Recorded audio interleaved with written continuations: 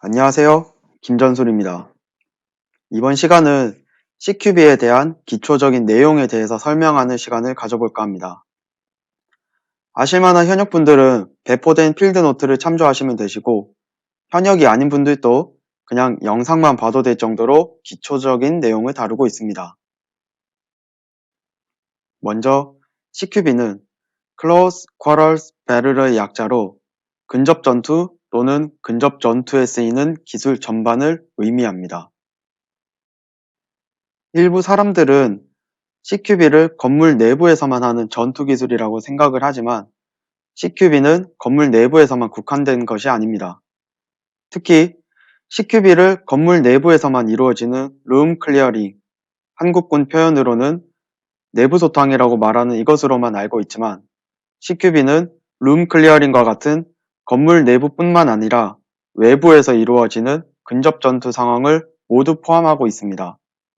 예를 들어 건물과 건물, 건물 내부에서 건물 외부, 건물 외부에서 건물 내부, 목표 건물까지의 기동, 진지나 참호에서 이루어지는 활동 등이 있기 때문입니다. CQB와 CQC, CQ는 동일하고 배틀이냐 컴뱃이냐의 차이를 가지지만 근접 전투 또는 근접 전투에 쓰이는 기술 전반이라는 근본은 같습니다. 다만 CQB는 육군에서 사용하는 표현이고 CQC는 해군에서 사용하는 표현으로 알고 있으면 되겠습니다. 그렇다면 CQB는 왜 필요할까? 대부분의 사람들은 도시와 같이 각종 인공 구조물들이 있는 곳에서 살아가고 과거보다도 그 수와 규모, 복잡성은 매우 높아졌습니다. 대부분의 수많은 사람들의 생활 환경을 보면 일을 하는 직장과 생활을 하는 집은 인공 구조물들로 이루어져 있으며 이들이 모여 도시를 형성하고 적과 아군 모두 이러한 인공 구조물에 의지해 특정 목적을 달성하기 위해 전술 활동을 하기 때문에 적을 제거하는 등의 전술 활동을 하려면 아군 또한 인공 구조물에 들어가야 합니다. 이러한 환경적 요인으로 인해 전투를 수행하는 작전 대원이라면 CQB는 선택이 아닌 필수입니다. 사진은 군에서 흔히 생각하는 전투의 모습입니다. 실전을 하지 않지만 실전 경험이 있거나 실전을 하고 있는 부대의 경험보다는 영화적 표현이나 연출을 맹신하는 모습을 쉽게 볼 수 있습니다. 앞서 말했듯이 현대는 과거와 다르게 도시화율이 높으며 어디를 가도 인공 구조물들이 있고 국가의 중요 시설과 군사 중요 시설 또한 함께 있는 것이 대부분입니다. 물론 야지에서 전투가 없는 것은 아니지만 사진에서와 같은 영화적 표현과 연출의 전투를 생각하여 CQB의 필요성과 중요성을 간과해서는 안 된다는 것입니다. 우리의 주적 또한 인공 구조물과 함께 있으며 적의 진지나 참호 또한 근접 전투 상황의 환경으로 여기에서 효과적인 전투를 하기 위해서라도 CQB가 필요합니다. 많은 사람들이 우리의 작전 지역이나 전투가 일어나는 곳은 도시가 없다, 산악뿐이다 라고 말하지만 북괴의 도발로 다시 전쟁이 시작된다면 그림에 보이는 한반도 미수복 지역을 수복하게 되는 과정을 겪을 것이고 당연히 CQB 상황을 마주할 수밖에 없습니다. 당장 북한의 GP만 하더라도 인공 구조물로 되어 있고 이곳을 공격하게 된다면 마찬가지로 근접 전투 상황이 펼쳐집니다. 미사일, 항공화력, 포격이면 다 해결되지 않냐는 사람이 있지만 완전히 박살나서 없어진다는 보장이 없을 뿐더러 결국에는 보병이 직접 가서 최종 확인 또한 필수적입니다. 왜냐하면 게임과 같이 건물이 미사일과 포격을 받는다고 없어지는 게 아니라 새로운 인공 구조물이 되기도 하고 내부의 적이 살아남을 수도 있기 때문이고 결정적으로 포탄과 미사일은 도라에몽 주머니에서 나오는 것이 아니고 자네는 조상님이 치워주는 게 아니기 때문입니다. 우크라이나 전에서 보는 것처럼 모든 건물이 폭격으로 없어지는 것도 아니고 그만큼의 자원이 있는 것도 아니고 대부분의 건물은 현대의 높은 수준의 건축 기술로 인해 튼튼할 것입니다. 건물을 완전히 없애는 것이 아니면 새로운 형태의 바리케이드가 생기고 정상적인 진입을 제한되게 만들어 전장의 불확실성이 추가되는 상황이 될 수도 있습니다. 미사일, 항공화력, 포격이 무조건 안 좋다는 것이 아니고 이로 인해 발생하는 환경적인 요인들을 잘 이해하고 전술 활동을 할 수 있는 작전대원이 되어야 된다는 것을 말하고 싶습니다. 모든 작전에 완벽한 작전이 없듯이 안전한 작전도 없을 것입니다. CQB는 앞, 뒤, 좌, 우, 위, 아래 어느 곳이든 적이 나올 수 있고 각종 위협 요소와 민간 요소 등이 혼재되어 필연적으로 위험을 떠안고 하는 작전이 될 것입니다.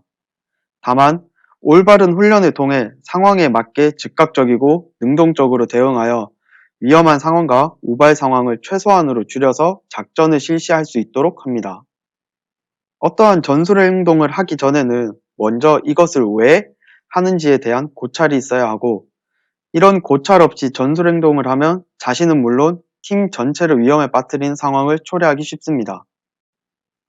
CQB 3대 요소로 공격적인 행동, 속도, 기습을 말합니다. 먼저 공격적인 행동, Violence of Action이라고 하는 것은 CQB 상황에 들어가서 아군을 지키기 위한 최적의 방법은 선제 타격이라는 방법론에서 시작하여 주저하는 순간 아군이 공격당하기 때문에 주저하지 말라라는 마인드셋도 포함되는 개념이기도 합니다. 주저하지 않고 결단하여 방아쇠를 당길 수 있어야 하고 이때 행동 방식에 대한 고민은 사전에 끝내놓고 들어가면서 기계획된 방식으로 진행을 합니다. 노출된 지점으로의 공격은 폭발적이고 공격적으로 해나가야 하고 물리적, 심리적 주도권을 먼저 확보하고 유지하는 것은 CQB에서 중요한 부분이기도 합니다. 다음으로 속도. 스피드는 정확하게 사격을 할 수 있는 최적의 속도로 실시하며 무조건 빠름을 의미하지는 않는 것으로 신속함과 신중함이라고 표현할 수도 있습니다. 그리고 스피드는 팀의 훈련량과 숙련도에 따라 달라질 수 있습니다. 마지막으로 기습, 서프라이즈는 적이 예상하지 못한 방법이나 시기에 공격해서 적을 속이거나 혼란 또는 놀라게 하여 주도권을 잡는 것을 목표로 하고 이는 공격적인 성향의 작전에서 가장 큰 영향을 주는 요소이기도 합니다. 이를 위해 주변 지형 지물을 잘 활용하거나 은밀하게 침투하는 것도 중요합니다. CQB를 하기 위해서는 사격술에 대한 선행이 우선되어야 합니다. 자신의 화기를 잘 다룰 수 있어야 하고 그와 동시에 총기 안전은 기본으로 이루어진 상태로 주화기와 보조화기의 조작 및 전환 사격, 기능 고장 처치, 탄창 교환 사격, 다중 표적 사격, 방향 전환 사격, 기동 사격, 바리케이드 사격, 저광도 전술 사격, 스트레스 사격 등이 숙련되어야 합니다. 그리고 팀원과 함께 버디 무브먼트 사격이나 팀 이동 사격을 하지 않는다면 그 부대나 소속된 작전 대원들은 CQB를 할 준비가 되어 있지 않은 것입니다.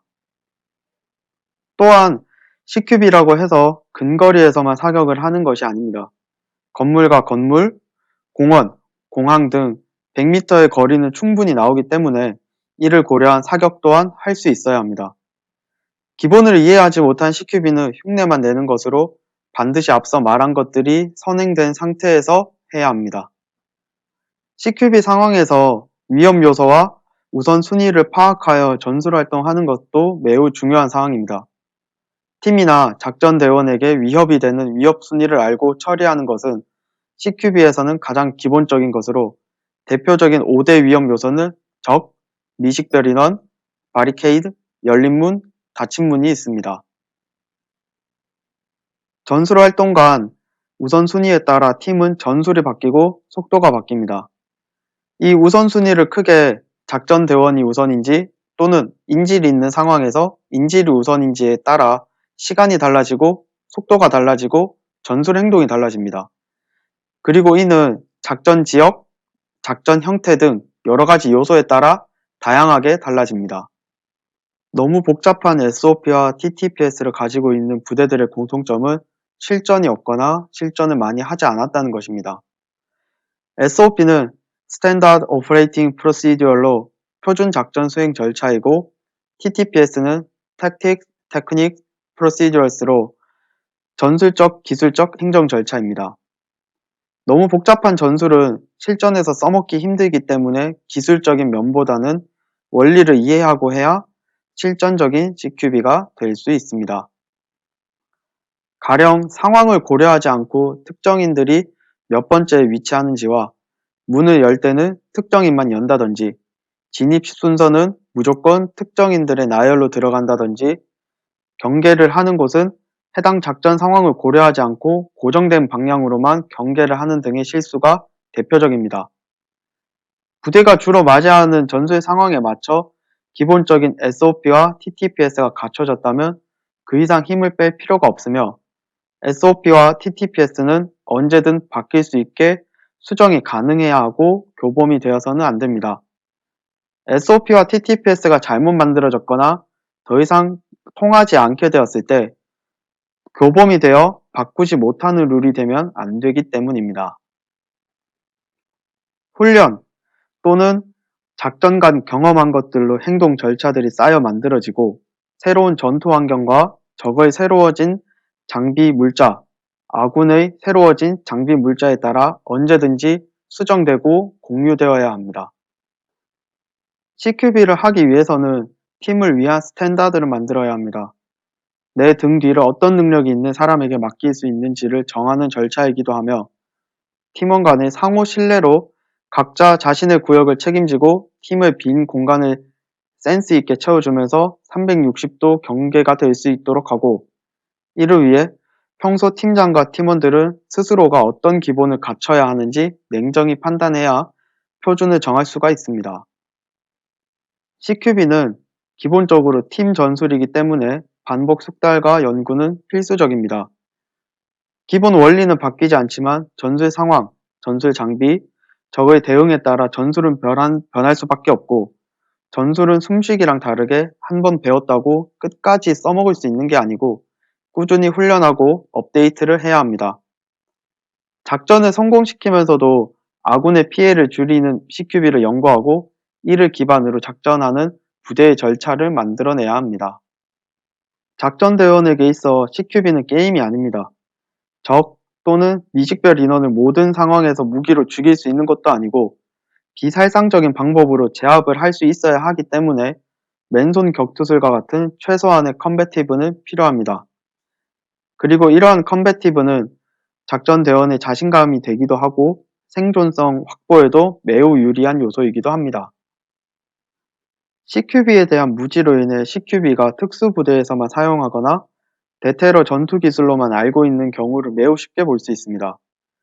CQB는 소부대 전투 기술의 일부로 전투를 하는 대원이라면 당연히 발휘할 줄 알아야 하는 기본 전투 기술 중의 하나이기도 하고 결국에는 보병이 최종 마무리를 해야 하기 때문에 사람이 직접 들어가야 하고 해당 상황에서 수행할 때 사용하는 전투 기술이 되겠습니다. 제가 경험한 육군의 문제점 중 하나가 작전 계획이나 전투 세부 시행 규칙에 따른 평가식으로만 부대가 운영되다 보니 전쟁 또는 전투가 났을 때 그 이후, 그 이상에 대한 대비를 하지 않은 1차원적인 훈련을 고수한다는 것입니다.